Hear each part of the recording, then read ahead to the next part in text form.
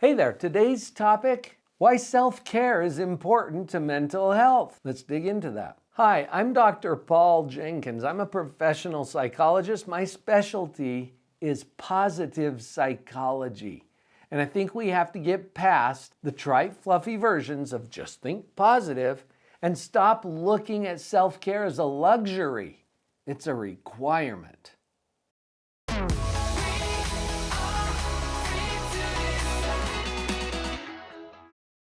Okay, let's dive in with 3 specific ideas that will shape how you look at your self-care. The first of these 3 ideas is that self-care is not selfish, it's strategic. Taking care of yourself ensures that you can take care of others. A lot of the people that I coach and train currently are moms who are also leaders. They're entrepreneurial. They may have a home-based business in direct sales or network marketing, and they are taking care of a lot of people. They have a strategic responsibility to take care of themselves.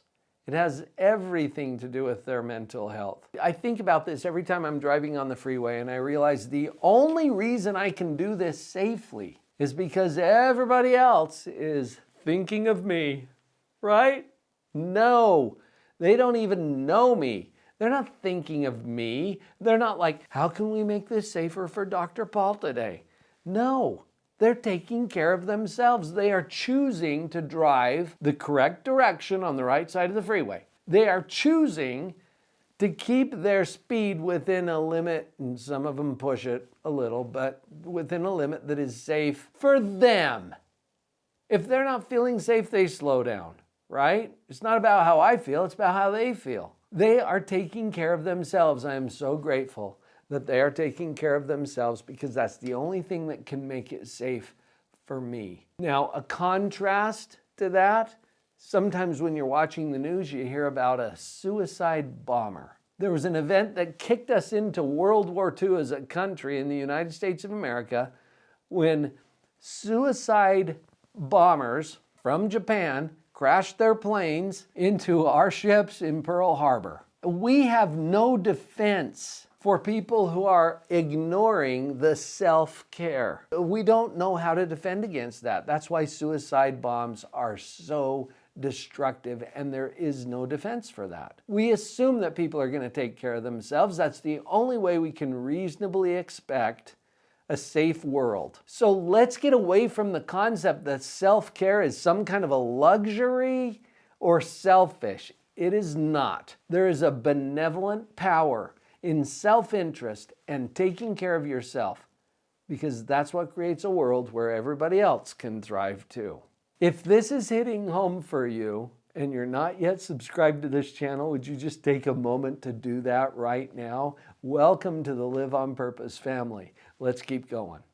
Dental health depends on dental hygiene. Wait, did Dr. Paul just say dental? I am not a dentist, I'm a psychologist. So let me change how I said that. Mental health depends on mental hygiene. Now you can see when you look at your dentistry, yeah, it's really important, isn't it? Dental hygiene, you brush your teeth every day. I remember a sign in my dentist's office when I was growing up, and the sign had a picture of this old guy with some of his teeth falling out and everything, and it said, you don't have to floss all of your teeth, just the ones you want to keep. And that always stuck with me. What's the equivalent in our mental health? Mental hygiene is so important. Your brain is more important than your teeth. And you're probably, like most people, spending more time on your dental hygiene than you are on your mental hygiene. Watching this video today, by the way, counts.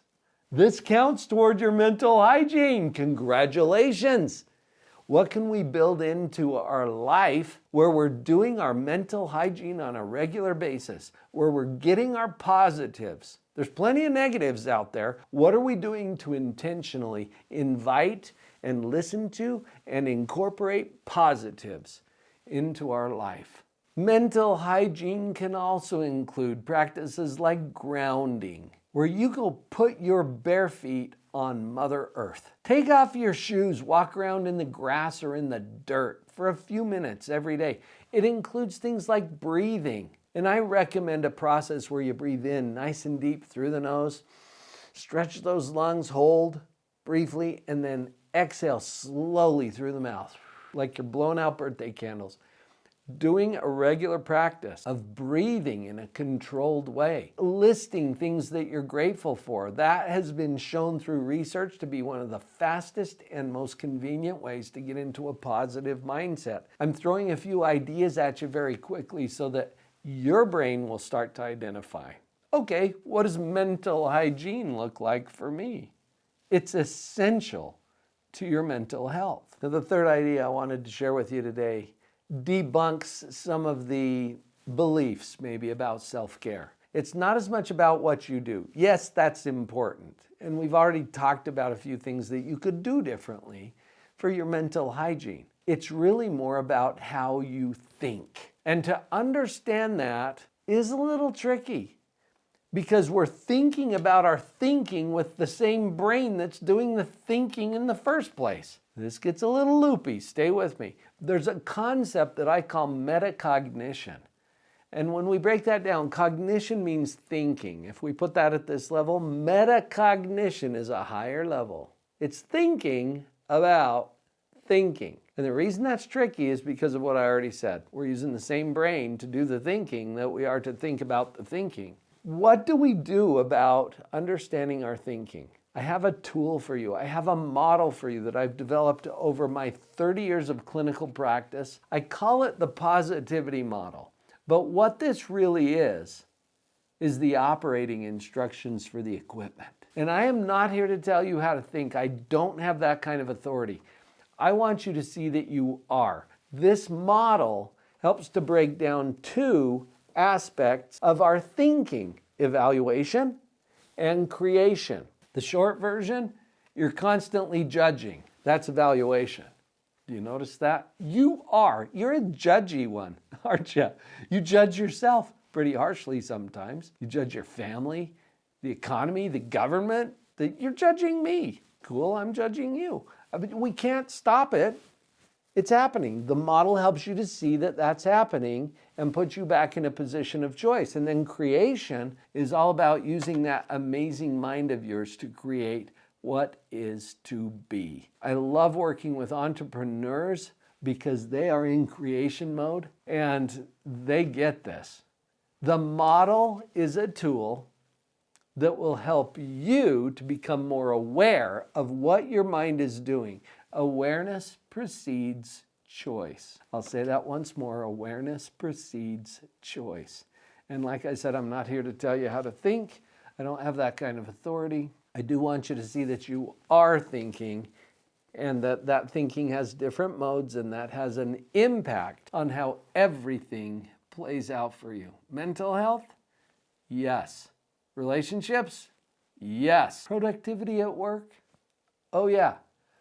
All of it controlled right here. That's why it's so important to learn how to operate the equipment. Take better care of your mind, the mental hygiene. Are you committed to doing that? Remember to grab that model. I've put this together just for you, drpauljenkins.com/the-model, all one word. This is going right into your inbox. And I hope that you find that to be as powerful as some of the other entrepreneurs and leaders and parents that I've been coaching here at Live on Purpose. Honored to be on your team.